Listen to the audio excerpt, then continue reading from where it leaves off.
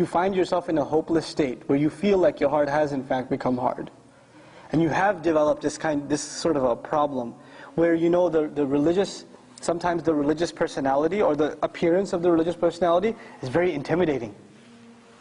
It's hard to talk to them. It's hard to be. You're scared to be around them because you know they're going to talk down to you about something, right? You're afraid of them. A lot of times, sisters that wear hijab, sisters that don't wear hijab, they cross the street and go the other way.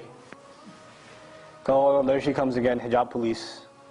Right, she's going to tell me something. She's going to say something, make me feel bad, right?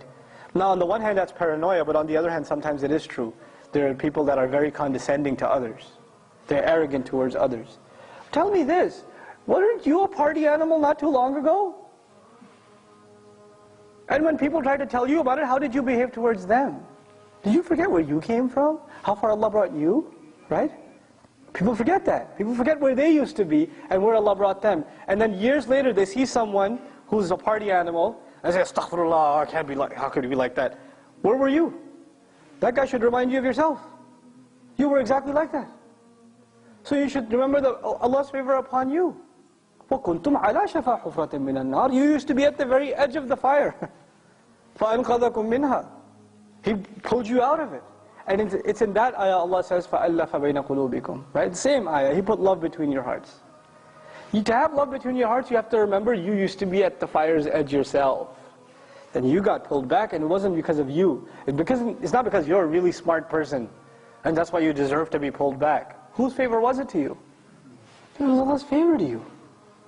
How dare you look at somebody else and think like that? Right? This arrogance is a horrible thing. It'll wipe out all the goodness out of you. It'll wipe all the goodness out of you. And it is most of the time our youth who end up into heated debates about whatever, if it's a theology issue, if it's a fiqh issue, if it's an MSA presidency, I don't care what the issue is. Doesn't even matter. You know usually what the root problem of the debate is? It's ego. It's a big ego. That's all it is. People talking about scholars like they're talking about some athlete. You know, that guy, I don't like him. I don't like what he says. Excuse me? Do you know what journey he made for the sake of Allah? Even if you disagree with him, the fact that he left his home, whoever that scholar is, and traveled halfway across the world to seek knowledge, and spent nights and nights and nights praying and memorizing and studying, you're going to just pass a comment on him like, oh, I don't like what he says, I think he's deviant. How dare you? What have you done? What puts you in that position to be able to say that?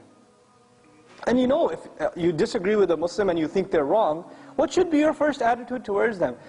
You should pass a verdict on them that they're headed to hell, or should you genuinely be concerned for them? And if you were genuinely concerned for them, you wouldn't talk to anybody else about them. Who would you talk to?